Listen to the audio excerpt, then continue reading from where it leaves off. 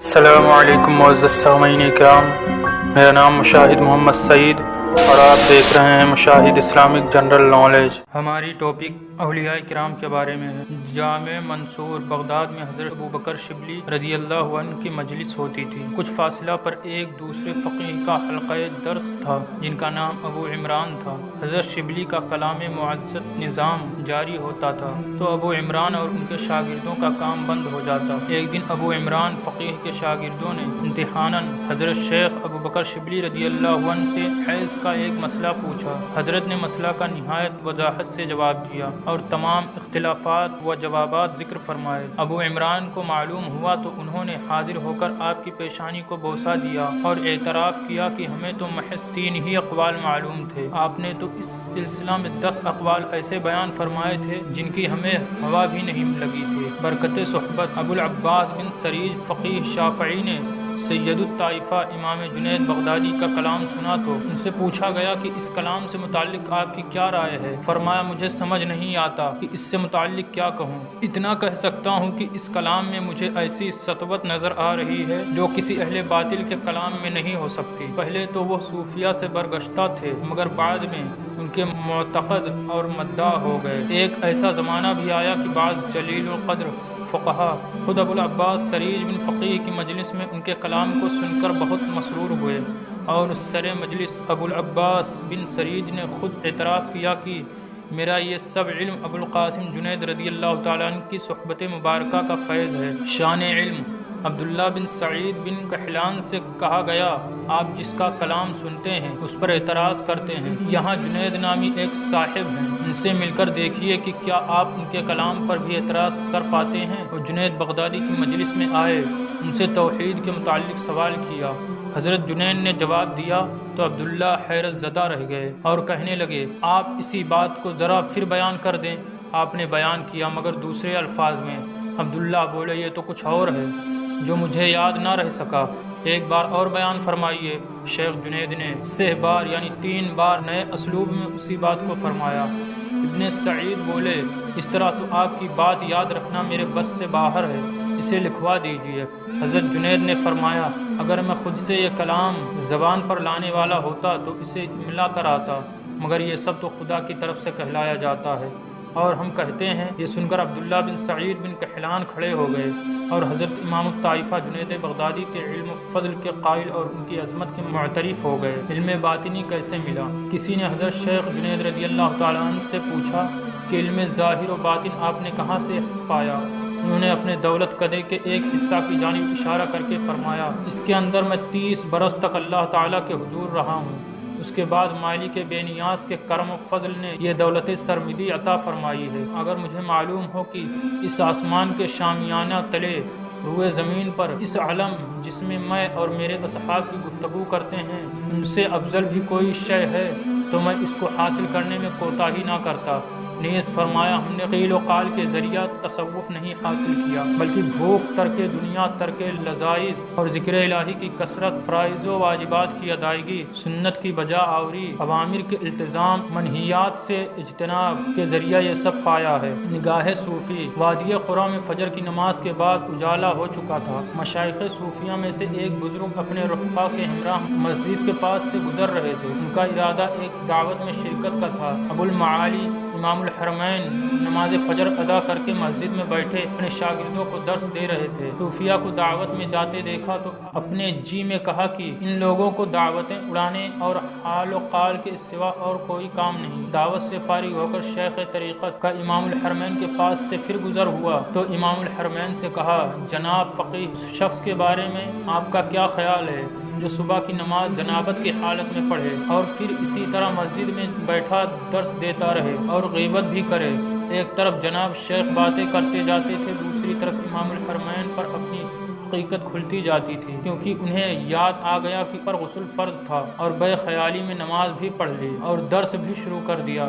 شیخ نے ادھر بات پوری کی، ادھر انہوں نے اپنے قصور کا اعتراف کیا اور صوفیہ کے معتقد ہو گئے۔ امام احمد رضی اللہ تعالیٰ عنہ ایک صوفی کی خدمت میں حاضری دیا کرتے تھے۔ کسی نے انہیں اس پر ٹوکا تو انہوں نے جواب دیا، تمہیں کیا خبر، مغز تو انہی کے پاس ہے اور وہ ہے اللہ کی معرفت۔ قلب صوفی عرش الہی ہے۔ ایک بار کی بات ہے، خلیفہ وقت سے کچھ کم فہم لوگوں نے صوفیاء کرام کے ایسے اقوال بیان کیے جو بظاہر الحاد اور بے دینی معلوم ہوتے تھے۔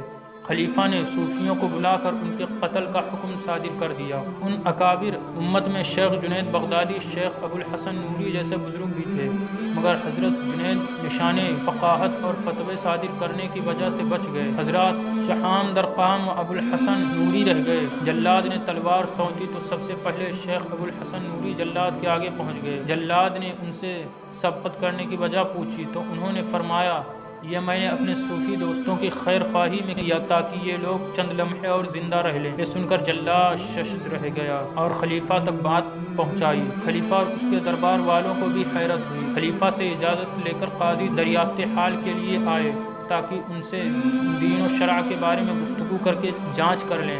قاضی نے شیخ ابو الحسن نوری سے چند فقہی سوالات پوچھے۔ قاضی کے سوالات سن کر شیخ نے کچھ دیر دائیں طرف دیکھا، پھر بائیں طرف دیکھا، گردن گھمائی، آخر میں سر جھکا کر توقف کیا، اس کے بعد تمام سوالوں کا کامل جواب دے دیا۔ مزید کہا، خدا تعالیٰ کے کچھ ایسے بندے بھی ہیں جو کھڑے ہوتے ہیں تو اللہ ہی ساتھ کھڑے ہوتا ہے، گفتگو کرتے ہیں تو اللہ ہی کے ساتھ گفتگو کرتے ہیں، وغیرہ وغیرہ۔ قاضی حضرت شیخ کی روحانی تقریر سن کر رونے لگا اور دریافت کیا، جواب دینے سے قبل آپ ادھر ادھر کیا دیکھ رہے تھے؟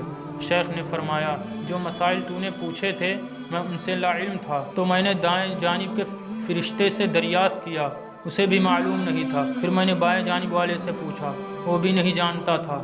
اس کے بعد میں نے اپنے قلب سے پوچھا تو قلب نے اللہ تعالیٰ سے معلوم کر کے بیان کیا۔ قاضی یہ سن کر حیران رہ گیا اور خلیفہ سے کہا، اگر ایسے حضرات زندیق اور بے دین ہیں تو پھر روئے زمین پر کوئی مسلمان نہیں۔ غلام کے غلام بحر حقائق مودع دقائق شیخ ابو الغص بن جمیل رضی اللہ تعالیٰ عنہ کی خدمت میں یمن کے چند فقہا امتحان کی نیت سے گئے۔ قریب پہنچے تو شیخ نے ان الفاظ سے استقبال کیا، خوش آمدید میرے غلام کے غلاموں۔ ان لوگوں کو یہ بات بہت بڑی معلوم ہوئی۔ وہاں سے لوٹنے کے بعد وہ تمام حضرات شیخ اسماعیل بن محمد حضرمی کے پاس پہنچے اور شیخ ابو الغیث کی بات بتائی۔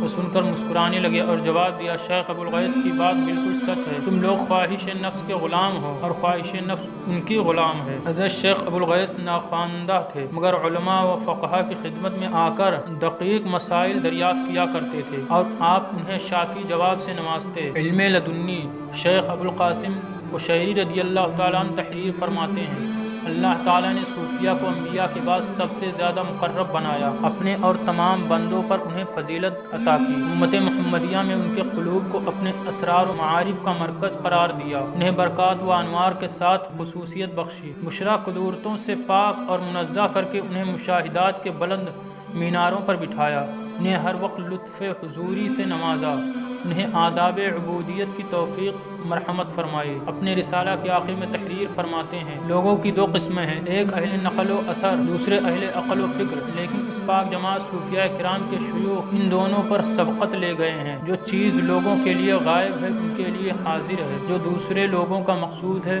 وہ ان کے پاس موجود ہے۔ دوسرے لوگ اہل استدلال ہیں اور وہ اہل وصال۔ نیز فرمایا، ہر دور میں ایک شیخ کامل ہوتا ہے، اسے توحید میں بڑا رسوخ حاصل ہوتا ہے، امام قوم اور علماء وقت کا رہنما اور مقتدا ہوتا ہے، اور اس زمانے کے علماء اس کے مطیع و فرما بردار ہوتے ہیں اور اس کے سامنے ادب اور تواضع سے حاضری دیتے ہیں اور فیض صحبت سے مالا مال ہوتے ہیں۔ ظلمت شب میں بھٹکتے ہیں زمانے والے لوگ، گھنگھور اندھیروں کا گلا کرتے ہیں اور مردان خدا شمع محبت لے کر روز روشن کی طرح شب میں چلا کرتے ہیں۔ کیسے سما سکے گا وہ عالم شش جہات میں، اپنے کو جس نے گم کیا جلوہ نور ذات میں۔